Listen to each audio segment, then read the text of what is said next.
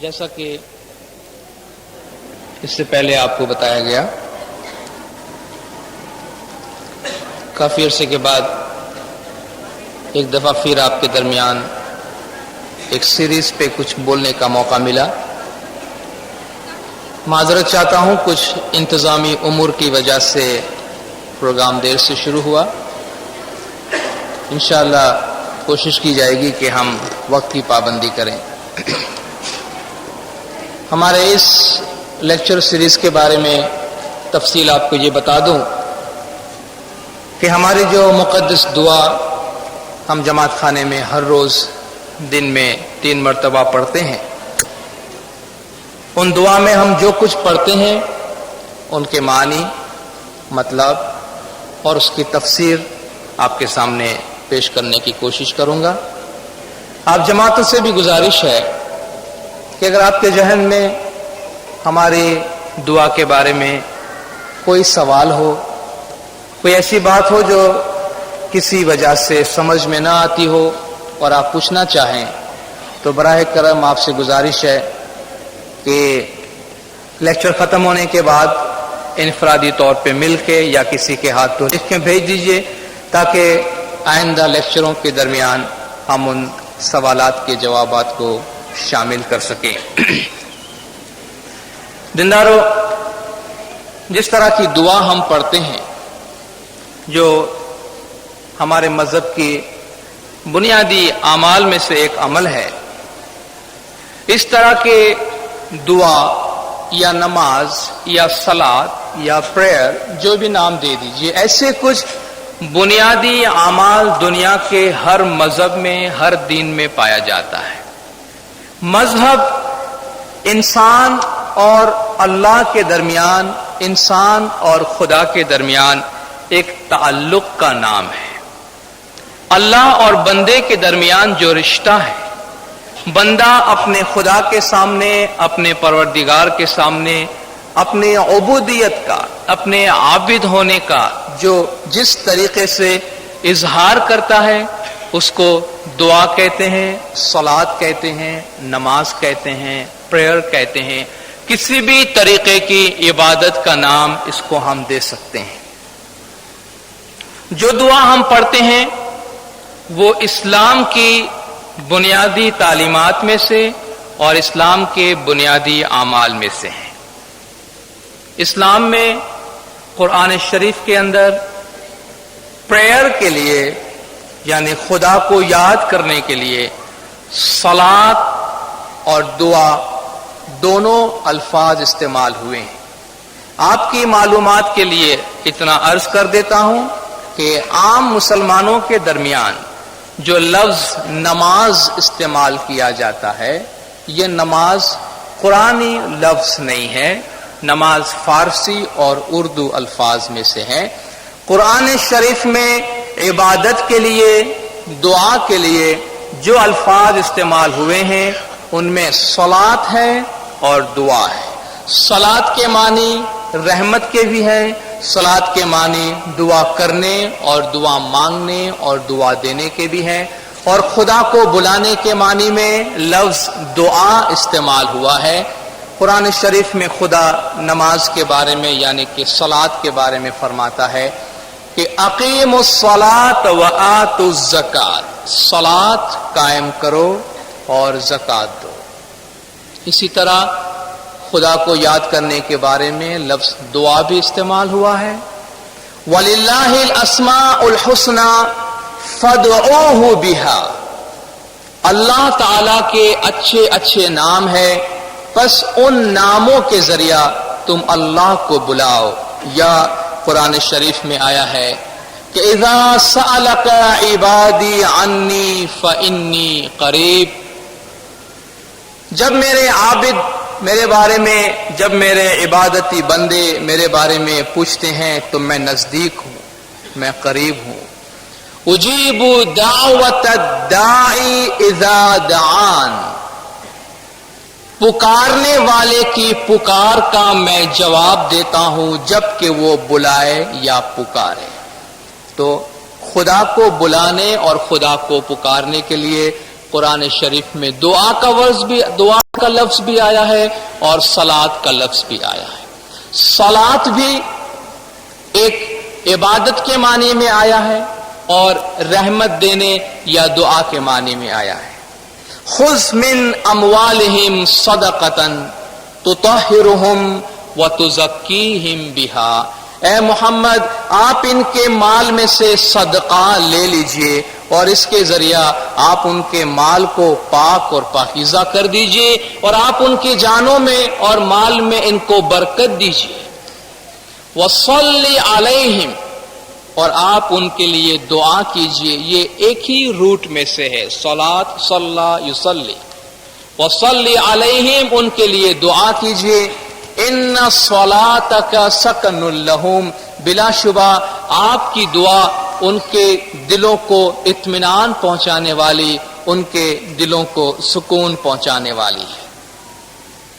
خداوند تعالی مومنوں کو بار بار اس بات کی تاکید کرتا ہے، اس بات کا حکم دیتا ہے کہ وہ صلاۃ پابندی کے ساتھ قائم کرے۔ ان الصلاۃ کان علی المؤمنین کتابا موقوتا، صلاۃ یعنی دعا، عبادت مومنوں کے لیے وقت کی پابندی کے ساتھ ادا کرنا خداوند تعالیٰ کی طرف سے حکم نازل ہوا ہے، خداوند تعالیٰ کی طرف سے نافذ کیا گیا ہے۔ صلاۃ کے بارے میں خداوند تعالیٰ کا فرمان ہے کہ جو صلاۃ پڑھے، جو صلاۃ قائم کرے، یعنی کہ دعا پڑھے، نماز پڑھے، اسے چاہیے دل کی گہرائیوں سے، جس کو خشوع اور خضوع کہتے ہیں، یعنی حلیمی کے ساتھ خدا کے خیال، خدا کے دھیان کو اپنے سامنے رکھ کے خشوع اور خضوع کے ساتھ کرے۔ ورنہ خدا فرماتا ہے کہ کوئی انسان اگر محض دکھاوے کے واسطے دعا پڑھتا ہے، دکھاوے کے واسطے صلاۃ پڑھتا ہے، تو خدا فرماتا ہے صلاۃ کا جو مقصد ہے، صلاۃ کا جو حصول ہے، صلاۃ قائم کرنے یا دعا پڑھنے سے جو کچھ ملنا چاہیے وہ اس کو نہیں ملے گا۔ میں آپ کو وضاحت سے یہ بات کہہ دیتا ہوں، شاید آپ یہ سوچیں گے کہ میں نماز کا لفظ کیوں استعمال نہیں کرتا۔ میں پہلے ہی آپ کو بتا گیا کہ نماز قرآنی لفظ نہیں ہے، اس لیے بہتر ہے کہ ہم ان الفاظ کو استعمال کریں جو خداوند تعالیٰ نے قرآن شریف کے اندر ہمیں دی ہے۔ تو خدا مصلین کے لیے، صلاۃ قائم کرنے والوں کے لیے فرمان کرتا ہے کہ صلاۃ کے کیا فائدے ہیں۔ اتل ما اوحی الیک من الکتاب واقم الصلاۃ، اے محمد آپ پر کتابوں میں سے جو کچھ نازل ہو چکا ہے، خدا کا فرمان، آپ اس سے پڑھیے اور صلاۃ قائم کیجیے، یعنی کہ دعا پڑھیے، خدا کو یاد کیجیے۔ ان الصلاۃ تنہی عن الفحشاء والمنکر، صلاۃ یعنی دعا انسان کو برائیوں سے اور بے حیائیوں کے کاموں سے روکتی ہے۔ اگر ایک انسان دعا پڑھتا ہے، خدا کا فرمان ہے کہ جو انسان صلاۃ قائم کرتا ہے، وہ صلاۃ، وہ دعا اسے برائیوں سے محفوظ رکھتی ہے، بے حیائیوں سے محفوظ رکھتی ہے۔ پھر اگر ہم اپنے مشاہدے میں دیکھیں، دنیا میں دیکھیں، ہمارے مسلمان برادران بڑے اچھے نمازی ہیں، نماز پہ بڑی تاکید کی جاتی ہے، نماز پہ بڑا زور دیا جاتا ہے، شدت کے ساتھ نماز پڑھائی جاتی ہے، کبھی جبرن بھی پڑھائی جاتی ہے، لیکن کیا وجہ ہے کہ نماز کے پابند ہونے کے باوجود نماز کا جو نتیجہ ہے وہ زندگی میں نہیں پایا جاتا۔ خدا جو عمل دیتا ہے، خدا جو چیزیں ہمیں سکھاتا ہے، جو کام کرنے کا حکم دیتا ہے، خدا اس کا مقصد ہمیشہ ساتھ میں بیان کرتا ہے۔ کبھی بھی خدا ایسا نہیں کہتا تم یہ کام کرو، خدا خود فرمان قرآن کے اندر کہتا ہے کہ مجھے ایسے لوگ پسند نہیں ہیں کہ جب ان کے سامنے کوئی حکم دیا جاتا ہے تو آنکھ کان منہ سب بند کر کے اندھے گونگے بہرے ہو کے اس کے سامنے جھک پڑتے ہیں۔ خدا فرماتا ہے مجھے ایسے لوگ نہیں چاہیے۔ ہم تو چاہتے ہیں کہ جب ہم کوئی فرمان کریں، جب ہم کوئی حکم تم پہ نازل کریں تو تم سمجھنے کی کوشش کرو، اس کے پیچھے جو مقصد ہے، معانی ہے۔ خدا فرماتا ہے میں نے تم پہ صوم فرض کیا، یعنی کہ روزہ، لعلکم تتقون، تاکہ تمہارے اندر پاکیزگی آئے۔ ان اکرمکم عند اللہ اتقاکم، کیونکہ خدا کی نظر میں تو بڑا وہ ہوگا جو زیادہ پرہیزگار ہے۔ اگر تم روزہ رکھتے ہو، تم صوم رکھتے ہو، تو یاد رکھو کہ اس کے پیچھے جو مقصد ہے وہ تمہیں حاصل ہو، ورنہ حضور اکرم صلی اللہ علیہ وآلہ وسلم صلوات اللہ علیہ نے فرمایا کہ اگر ایک انسان روزہ رکھتا ہے لیکن اس کا پڑوسی اس کے شر سے محفوظ نہیں، تو خدا کو اس کے بھوکے اور پیاسے رہنے سے کوئی مطلب نہیں۔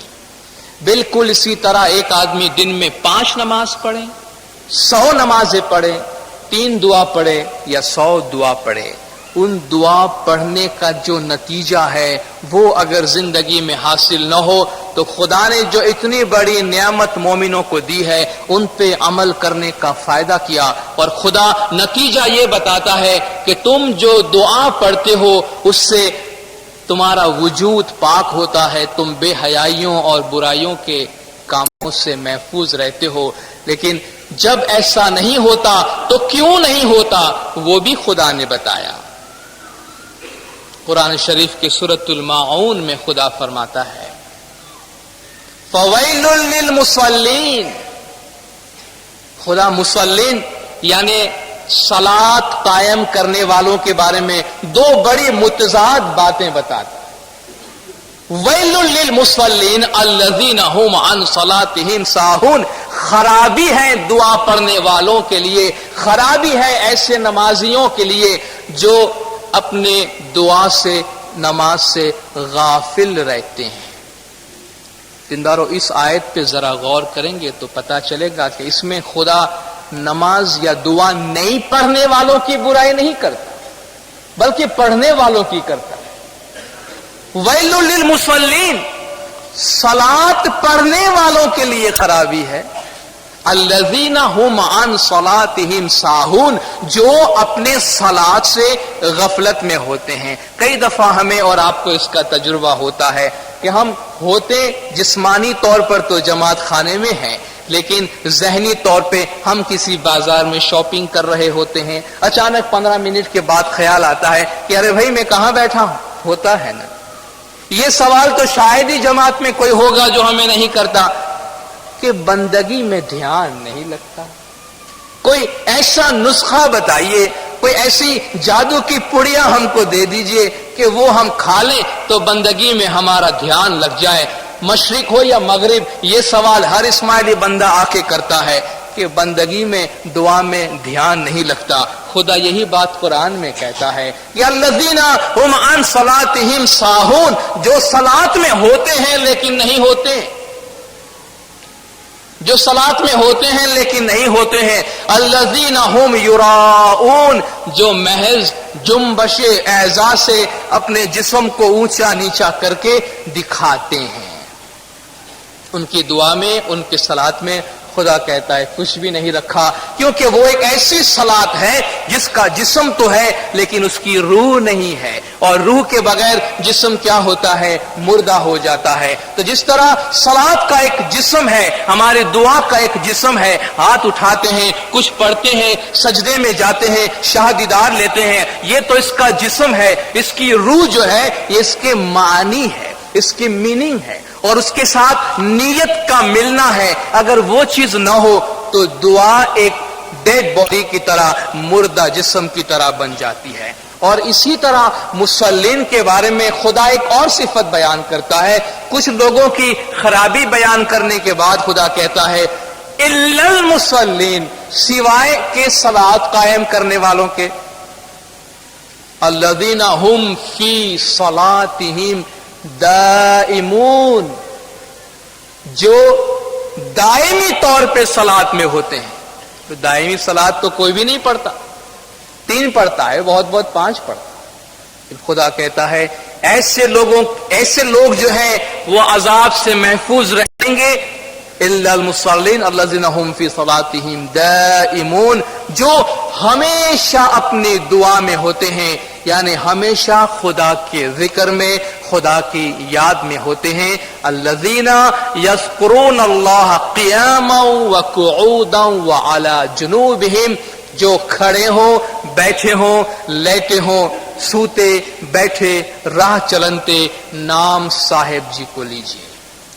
تو خدا فرماتا ہے صلاۃ اسلام کے اعمال کی بنیاد میں سے ہے، لیکن اس دعا کو پڑھنے، اس صلاۃ کو پڑھنے کا کچھ طریقہ ہے، اس کے کچھ آداب ہیں، اس کے کچھ معانی ہیں، اس کی کچھ روح ہے۔ اس روح پہ عمل کرنا چاہیے کہ جس سے دعا کا جو مقصد ہے، صلاۃ کا جو نتیجہ ہے، وہ ہم اپنے زندگی کے اندر حاصل کر سکیں۔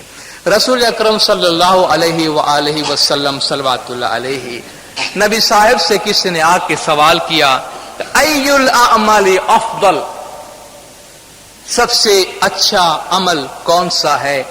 آپ نے فرمایا الصلاۃ لمواقیتہا، ٹائم پہ دعا پڑھنا۔ سرکار آقا سلطان محمد شاہ صلوات اللہ علیہ، مولا کا فرمان صاف صاف ہے اور آپ سب اچھی طرح جانتے ہیں کہ دین کی پہلی بنیاد یہ ہے کہ وقت پہ دعا پڑھ لینا اور جماعت خانے میں جا کر دعا پڑھنے کی کوشش کرنا۔ اگر جماعت خانہ بہت دور ہو تو جہاں کہیں بھی ہو تم اپنے دعا کا وقت سنبھال لینا۔ حضور اکرم اپنی حدیث میں فرماتے ہیں صلاۃ کی تعریف کرتے ہوئے، یہ جو دعا ہم پڑھتے ہیں، آپ فرماتے ہیں الصلاۃ معراج المؤمن، صلاۃ دعا مومن کی معراج ہے۔ الصلاۃ قرۃ عینی، فرماتے ہیں صلاۃ میری آنکھوں کی ٹھنڈک ہے۔ جس طرح انسان کوئی بہت ہی اچھی، قیمتی اور پیاری چیز اپنے واسطے دیکھتا ہے تو اس کو خوشی ملتی ہے، ٹھنڈک پہنچتی ہے، جس طرح والدین کو اچھی اور نیک اولاد کو دیکھنے سے آنکھوں کو ٹھنڈک پہنچتی ہے، اس طرح نبی صاحب فرماتے ہیں الصلاۃ قرۃ عینی، دعا کا وقت، صلاۃ کا وقت میری آنکھوں کی ٹھنڈک ہے۔ الصلاۃ عماد الدین، صلاۃ دین کی بنیاد ہے، دین کا ستون ہے۔ الدعاء مخ العبادہ، دعا عبادت کا مغز ہے۔ رسول اکرم صلی اللہ علیہ وآلہ وسلم صلوات اللہ علیہ، آپ نے دعا پڑھنے کے طریقے کے بارے میں، خدا کو یاد کرنے اور خدا کے ذکر کرنے کے طریقے کے بارے میں فرمایا کہ خدا کے سامنے جب تم کھڑے ہوتے ہو، عبادت میں، دعا میں، صلاۃ میں، تو اس طرح کھڑے ہونا ان تعبد اللہ کأنک تراہ، خدا کی عبادت اس طرح کرو کہ جیسے تم اسے دیکھ رہے ہو۔ اگر یہ کیفیت تمہارے اندر پیدا نہیں ہو سکے، جو بہت بڑی بات ہے کہ ان تعبد اللہ کأنہ تراک، کہ خدا کو اس طرح عبادت میں دیکھو کہ جیسے وہ تمہارے سامنے ہے، تم اسے دیکھ رہے ہو۔ وَإِن لَمْ تَكُنْ تَرَاهُ فَإِنَّهُ يَرَاكَ، اگر وہ کیفیت تمہارے اندر نہیں آئے کہ تم خدا کو اپنی عبادت میں دیکھ سکو، تو کم از کم اتنی کیفیت اپنے اندر پیدا کرو کہ وہ تم کو دیکھتا ہے، وہ خدا تمہیں دیکھ رہا ہے، تم اس کے سامنے کھڑے ہو۔ ایسی حالت میں جب تم صلاۃ میں ہوتے ہو، خدا کے سامنے ہوتے ہو، تو تمہاری صلاۃ میں جان پیدا ہوتی ہے۔ ہم اپنی عام زندگی میں اگر تھوڑا سا اتنا خیال کرتے ہیں کہ ہم خدا کے سامنے ہیں، خدا ہمیں دیکھتا ہے، تو ہمارے اعمال کتنے کنٹرول ہو جاتے ہیں۔ سرکار آقا سلطان محمد شاہ صلوات اللہ علیہ، آپ نے فرمایا پیر صدردین کبھی گناہ کا کام نہیں کرتے تھے، کیونکہ وہ جہاں کہیں بھی جاتے تھے خداوند تعالیٰ کو اپنے ساتھ حاضر و ناظر سمجھتے تھے۔ تو خدا کے دیکھتے ہوئے بھلا کوئی بندہ گناہ کا کام کیسے کر سکتا ہے؟ یہ تو ایک عام زندگی کی مثال ہے۔ اگر کوئی آدمی دعا میں آتا ہے یہ اپنے دل میں یقین کے ساتھ جماعت کے ہے زندہ کہہ کے جماعت کے اندر اس اعلان کے ساتھ کہ جس گھر میں آ کے بیٹھا ہوں وہاں مولا کا نور حاضر و ناظر ہے اور میں مولا کے سامنے بیٹھا ہوں، تو ہمارے ظاہری اور باطنی دونوں آداب میں کتنا فرق پڑ جاتا ہے، دونوں آداب میں فرق پڑ جاتا ہے۔ نبی صاحب نے فرمایا ایک انسان کے گھر کے سامنے پانی کی نہر بہتی ہو اور وہ انسان دن میں چند مرتبہ جا کے اس پانی میں اپنے جسم کو دھوتا ہے، نہاتا ہے، غسل کرتا ہے، تو کیا اس انسان کے جسم پہ کوئی برائی، کوئی گندگی، کوئی میل باقی رہے گا؟ لوگوں نے عرض کیا نہیں یا رسول اللہ، دن میں اتنی مرتبہ کوئی اپنے جسم کو دھوئے تو میل کیسے باقی رہ سکتا ہے؟ آپ نے فرمایا یہی مثال صلاۃ کی ہے۔ ایک انسان دن میں کئی مرتبہ خدا کے حضور میں جا کے صلاۃ پڑھے تو اس کی روح پہ کوئی داغ دھبا، اس کی روح پہ کوئی میل کچیل باقی نہیں رہتی۔ تو جو صلاۃ ہم قائم کرتے ہیں، جو دعا ہم پڑھتے ہیں، سرکار مولانا حاضر امام شاہ کریم الحسینی صلوات اللہ علیہ، مولا نے ہمارے جماعت کے تمام فرائض میں سے یہ ایک ایسا فرض ہے جس کے بارے میں بار بار ہمیں تاکید کی ہے کہ یہ تمہاری زندگی کی بنیاد ہے، دعا تمہارے زندگی کے بنیادی کام کاج میں سے ہے۔ جہاں تک ہو سکے تم دعا قائم کرنے کے لیے جماعت خانے میں باقاعدگی سے حاضری دینا، دعا کا وقت کبھی قضا نہیں کرنا۔ لیکن اس کے ساتھ ساتھ مولانا حاضر امام نے ایک اور ذمہ داری جماعت پہ ڈالی ہے، وہ یہ کہ مولانا نے فرمایا عام طور پہ ہم چاہتے ہیں کہ ہمارے روحانی بچے نہ صرف اپنے مذہب کو جانیں بلکہ اسے اچھی طرح سمجھیں، اور مذہب کو سمجھنے کی باتوں میں یہ بات بھی آتی ہے کہ مولا نے فرمایا کہ ہم چاہتے ہیں ہمارے جماعت کا ایک ایک فرد، ایک ایک روحانی بچے کو دعا کے معنی آنے چاہیے۔ بڑی سادہ اور صاف بات ہے۔ ہم یہاں کوئی بڑی فلسفی کی بات نہیں کرتے، کوئی اعلیٰ اسکالسٹسزم کی بات نہیں کرتے، سیدھی سی بات۔ ایک اسماعیلی مومن 6 منٹ کی دعا دن میں 3 مرتبہ پڑھتا ہے۔ اس 6 منٹ میں وہ جو کچھ پڑھتا ہے کہ جس کے بارے میں اس کا یقین ہے کہ یہ اس کے مذہب کی، اس کے ایمان کی بنیاد ہے، اور اگر اس اسماعیلی مومن کو اس کے معنی نہیں معلوم، جو وہ برسوں سے پڑھتا آیا ہے لیکن اس کو نہیں معلوم کہ وہ کیا پڑھ رہا ہے، دینداروں بڑی ستم ظریفی ہوگی، بڑی افسوس کی بات ہوگی کہ ہم اسماعیلی کہ جن کا نام آج دنیا کے گوشے گوشے میں پھیلا ہے، دنیا کی کوئی اعلیٰ سے اعلیٰ تعلیمی ادارے کا نام لے لیجئے، وہاں اسماعیلیوں کو امام زمان کا نام پہنچ جاتا ہے۔ دنیا کی بہترین ویل آرگنائزڈ قوم کے اندر اسماعیلیوں کا نام شمار ہوتا ہے۔ باہر سے دیکھنے والے کہتے ہیں یہ قوم بہترین ہے، اس کی ہر چیز بہترین ہے، اور امام فرماتے ہیں ہم بھی تمہاری زندگی میں ہر چیز بہترین چاہتے ہیں۔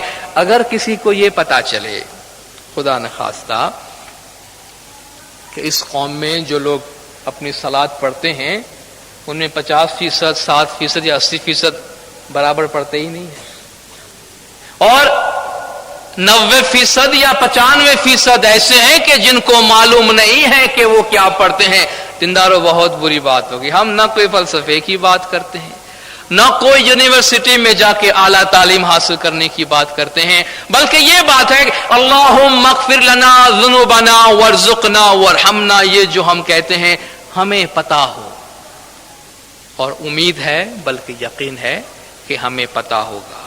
تفسیر اگر نہیں معلوم ہو، آیات کی شان نزول نہیں معلوم ہو، قرآن میں ان آیات کی کیا جگہ ہے یہ باتیں نہ معلوم ہو تو کوئی بات نہیں، لیکن کم از کم ترجمہ معلوم ہو، اور جو لفظ ہم پڑھتے ہیں وہ لفظ خداوند تعالیٰ کے بارے میں کیا کہتا ہے، اگر یہ معلوم ہو تو دینداروں ہمارے دعا پڑھنے میں بڑا فرق پڑ جائے گا۔ دعا میں ہمارا دھیان نہیں لگنے کی ایک بہت بڑی وجہ یہی ہے کہ ہم جو پڑھتے ہیں اس کے معنی ہم کو پتہ نہیں چلتے. تو انشاءاللہ ان چند دنوں میں ہم کوشش کریں گے کہ کچھ ترجمہ بھی ہو جائے، تھوڑی بہت تفاسیر بھی ہو جائے، اور جو آیات ہم اپنے دعا کے اندر پڑھتے ہیں قرآن کریم میں اس کی کیا جگہ ہے، اس کے کیا مقام ہے، اس کے بارے میں بھی بات چیت ہو جائے. ہماری دعا دینداروں، جو کئی سال ہوئے 1950 کے بعد سے ہماری یہ دعا 45 سے 50 کے بعد سے ہماری جماعتوں میں رفتہ رفتہ آئی ہے. ہمارے بزرگوں کو ابھی بھی یاد ہوگا جو پرانی دعا پڑھتے تھے سندھی کے اندر یا گجراتی کے اندر کہ دعا پڑھو اللہ مریا حق نام گنو سانجائے دنیا سانجی جوینتی وغیرہ وغیرہ.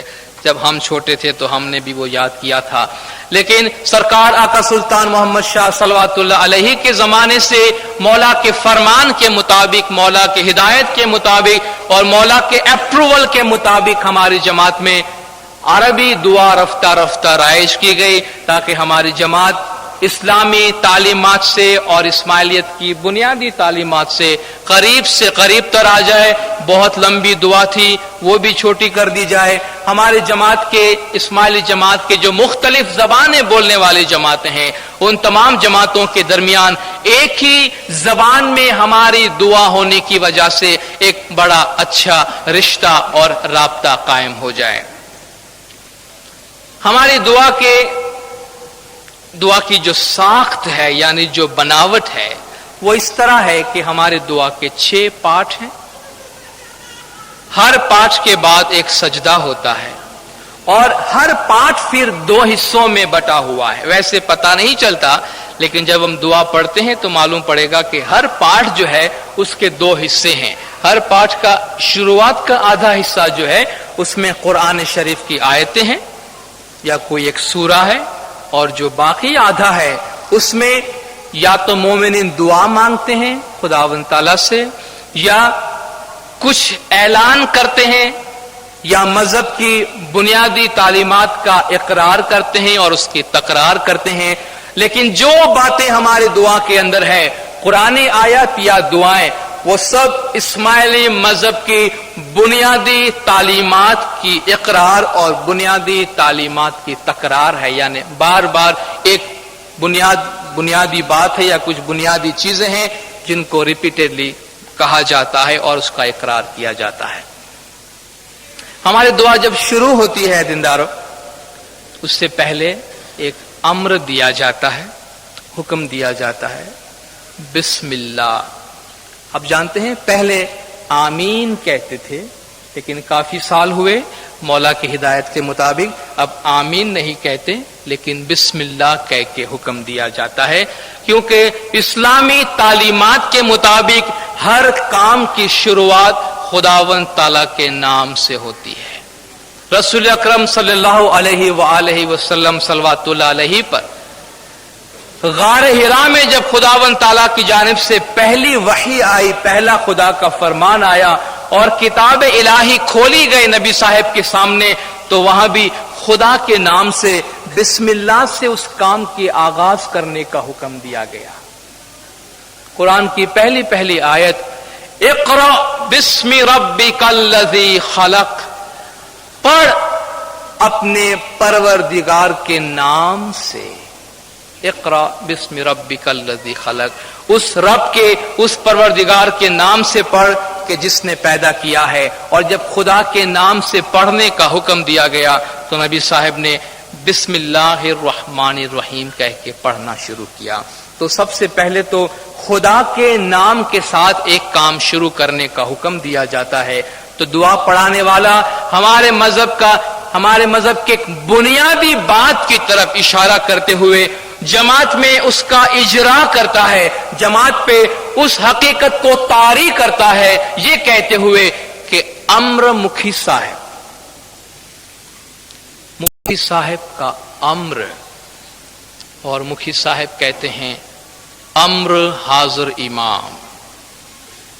اسماعیلی طریقہ، اسلام، دین سب خداوند تعالیٰ کے امر کی تعلیم دیتا ہے.